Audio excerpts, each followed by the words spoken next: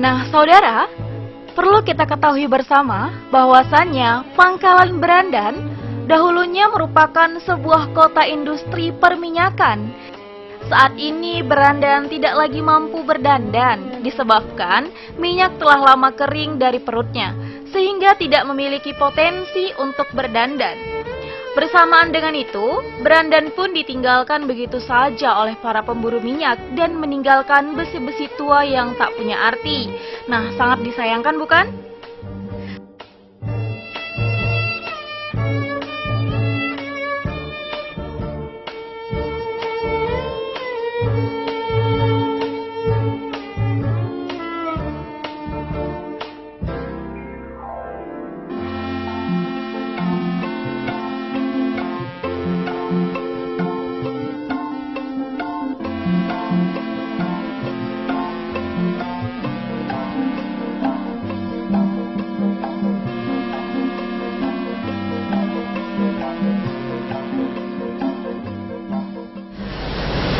Berdasarkan sejarah, kota Pangkalan Berandan ini berasal dari sebuah pohon yang bernama pohon berandan. Nah, kini saya mencoba untuk menggali beberapa peninggalan-peninggalan sejarah yang ada di kota Berandan. Saya cukup terkesima dengan sebuah kota yang dulunya cukup megah dan saat ini kian meredup. Saudara, saya Diah Nurita dari channel GL Production Langkat akan mencoba menggali peninggalan-peninggalan sejarah yang ada di kota Pangkalan Berandan. Untuk mengetahui lebih lanjut, mari ikuti saya.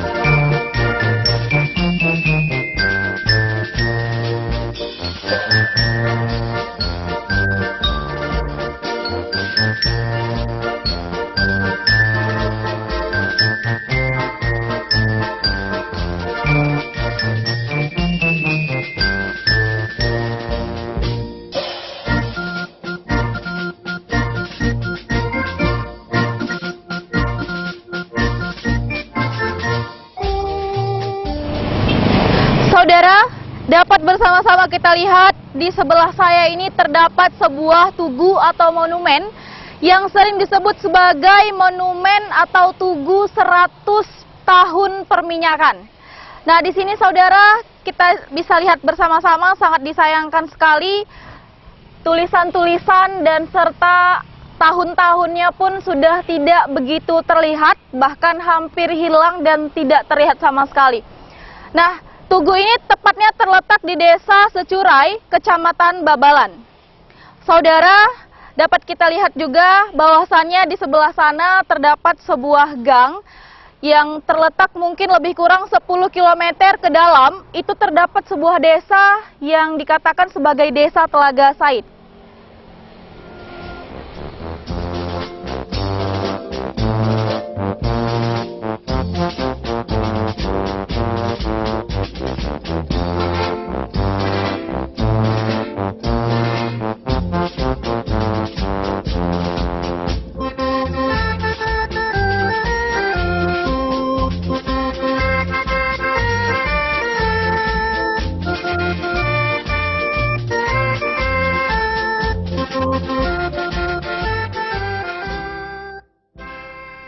Di desa ini terdapat beberapa sumur minyak yang perlu saudara ketahui. Nah, sumur minyak ini pernah digali pada tahun 1883. Nah, maka lahirlah sebuah perusahaan minyak ketika itu yang diberi nama Batavki Petroleum Maskapai atau BPM, yang merupakan kerjasama Kesultanan Langkat dengan perusahaan minyak Belanda ketika itu. Nah, penemuan minyak ini merupakan yang pertama di Indonesia.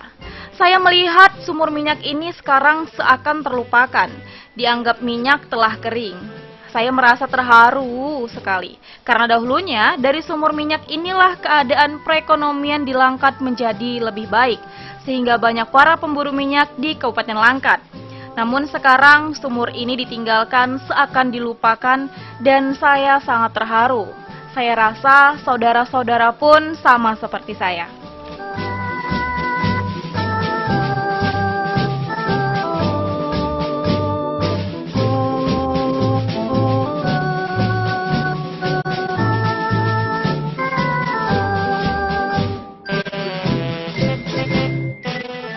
Saya saat ini berada di pinggir jalan dan di belakang saya terdapat sebuah jembatan yang sering disebut masyarakat sebagai jembatan Pelawi.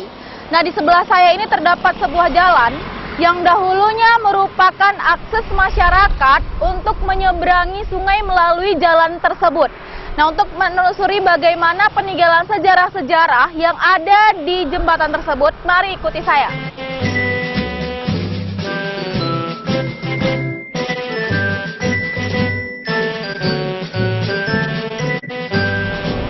Nah, saudara, bisa kita lihat bersama-sama, dahulunya di sini merupakan jalan atau akses masyarakat untuk menyeberangi sungai, dan dahulu disinilah tepatnya titik Pelawi tersebut. Namun, menjelang tanggal 13/1947, titik tersebut diledakkan oleh para pejuang kita, karena dikhawatirkan pasukan atau tentara Belanda akan memasuki Pangkalan Berandan melalui akses ini. Namun belakangan, oleh pemerintah titik ini dibangun kembali agar masyarakat mudah melalui atau menyeberangi sungai Pelawi tersebut.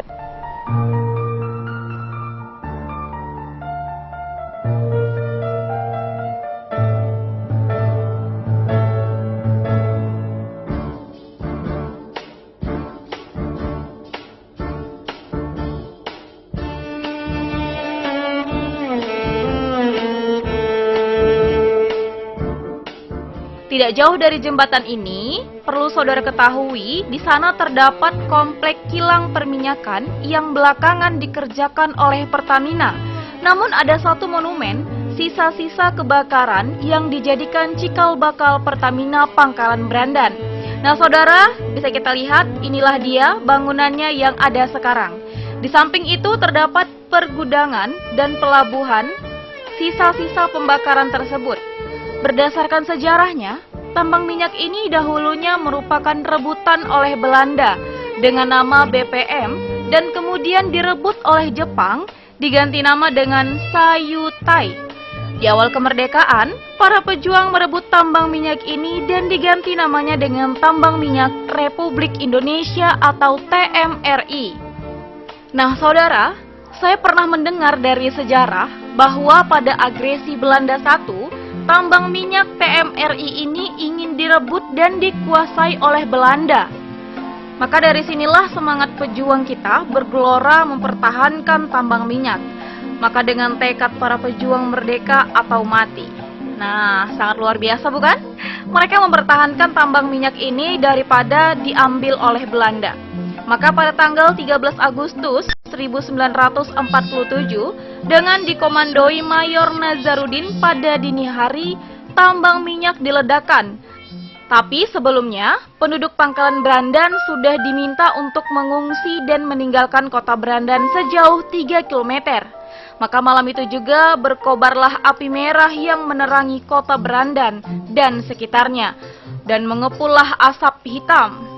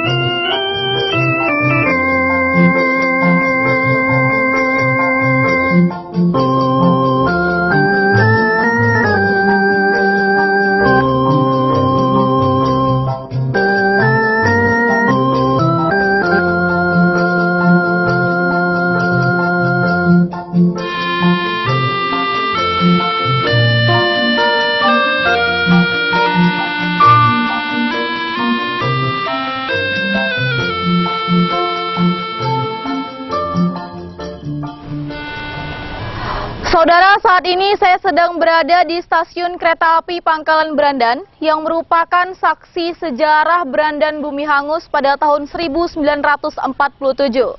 Namun sayang, saudara, bisa kita lihat bersama-sama, stasiun ini nampak tidak terawat dan tidak terperhatikan sama sekali. Padahal, stasiun ini bisa menjadi saksi sejarah bagi generasi-generasi selanjutnya. Baiklah saudara, mari kita sama-sama menuju ke gedung tingkat 2 yang lokasinya tidak jauh dari sini. Mari ikuti saya.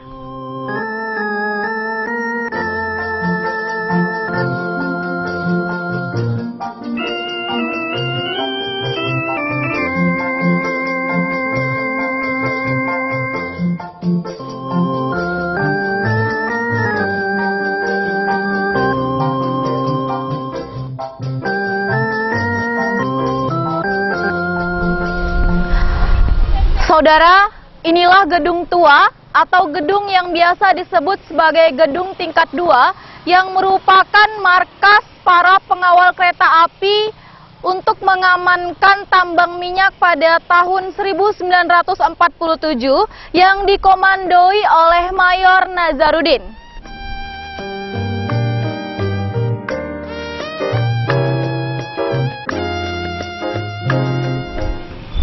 Nah saudara, di gedung inilah dahulunya para pejuang merapatkan atau merencanakan tentang pembumi hangusan Pangkalan Berandan.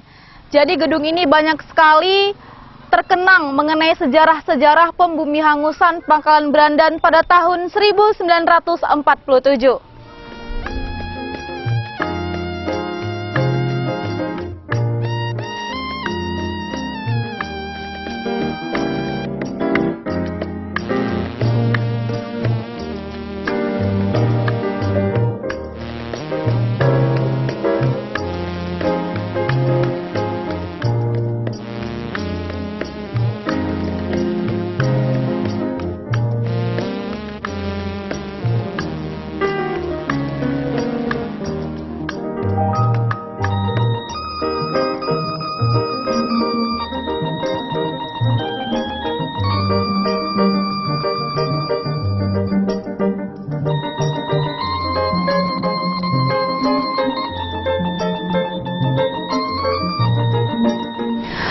Saudara, bisa kita lihat bersama-sama, inilah yang dikatakan sebagai Gedung Juang, gedung yang penuh dengan sejarah. Karena pada saat itu gedung ini sempat dijadikan sebagai kantor Bupati Langkat. Dan pada saat itu, pada agresi Belanda I, Binjai merupakan ibu kota Kabupaten Langkat, namun pada saat itu lumpuh. Nah, lalu Bupati Langkat saat itu yang bernama Bapak Adnan Nurlubis beserta perangkat pemerintah Kabupaten Langkat berpindah melalui akses jalan hutan belantara. Selama 5 hari mereka berpindah menuju Pangkalan Berandan dan menduduki gedung ini sebagai kantor Bupati Langkat sementara karena keadaan negara pada saat itu sangat darurat. Tapi sayang, bisa kita lihat bersama-sama, gedung ini seperti bukan gedung sejarah. Melihat kondisinya kita begitu prihatin, tidak tersentuh dan tidak terperhatikan oleh pemerintah manapun.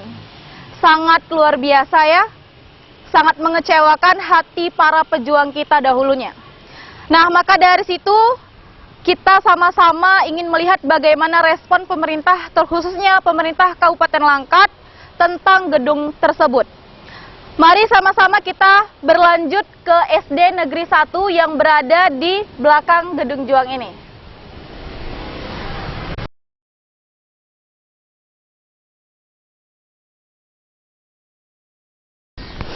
Saudara, dapat kita lihat bersama, di belakang saya terdapat sebuah gedung tua, yaitu Gedung Sekolah SD 1. Pada saat itu gedung ini pernah dijadikan tempat rapat atau permusyawarahan anggota DPRD Langkat yang saat itu negara kita sedang tidak baik-baik saja.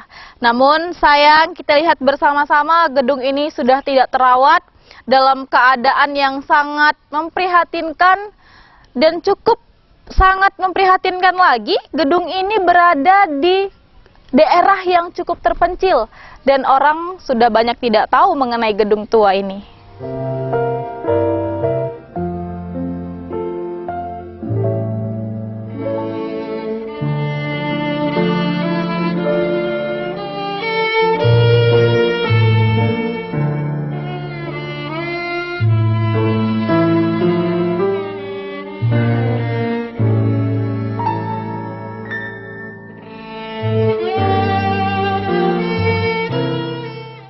Saudara, dapat kita lihat bersama-sama di belakang saya terdapat sebuah kantor, yaitu kantor lurah Pangkalan Berandan, yang dahulunya di kantor tersebut pernah didirikannya water lading. Nah, di atas water lading tersebut ada pernah didirikannya atau dikibarkannya bendera merah putih pada awal kemerdekaan 1945. Namun sayang, saat ini bukti sejarah tersebut telah tiada dan sekarang dijadikan kantor lurah. Bisa kita lihat bersama-sama di belakang saya kantor lurah tersebut.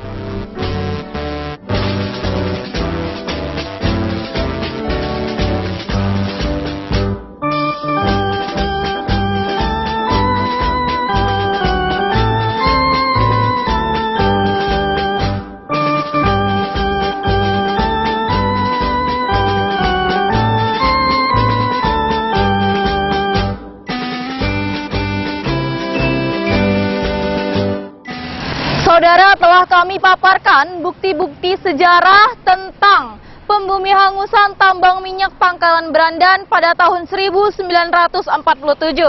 Semoga bukti-bukti sejarah tersebut dapat kita lihat bersama-sama dan sebagai bahan ajar untuk generasi kita selanjutnya. Dari tempat kami berdiri, kami akhiri laporan kami. Terima kasih atas perhatian Anda dan sampai jumpa.